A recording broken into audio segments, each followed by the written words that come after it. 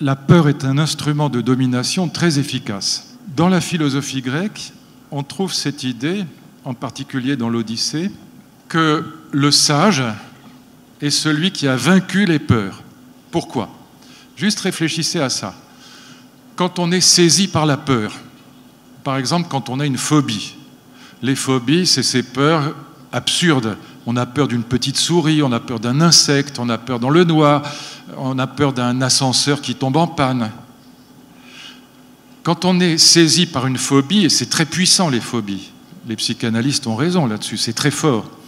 Quand on est saisi par une phobie, quand on est tétanisé d'angoisse, on devient bête et méchant, bête et égoïste.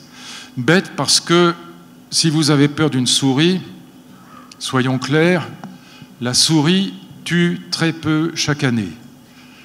Ce n'est pas un animal féroce. Donc la peur de la souris est bête.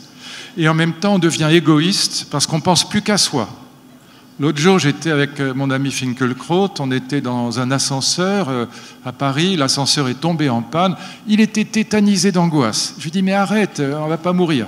Mais on ne peut rien contre la phobie. Le sage est celui qui a vaincu les peurs, c'est donc celui qui est capable de penser, pas être bête, et d'aimer, de s'ouvrir aux autres. Ça, c'est la sagesse. Et voilà pourquoi tous les dictateurs ont compris que le meilleur moyen de dominer le peuple, c'était la peur. Et c'est extrêmement difficile aujourd'hui de lutter contre ça. Alors déjà, psychanalyste, il faut essayer de retirer les peurs en soi, parce qu'il y a des peurs qui sont vraiment inutiles. Et puis après, donc les angoisses que les psychanalystes analysent, c'est vraiment, ça nous gâche la vie, ça nous pourrit la vie. Mais après, en effet, c'est extrêmement difficile de lutter contre la peur que suscitent les véritables dictatures. Et ça, le seul moyen, c'est d'accepter, au fond, de se révolter jusqu'au risque de sa vie. Mais je reconnais que ça demande un courage fou.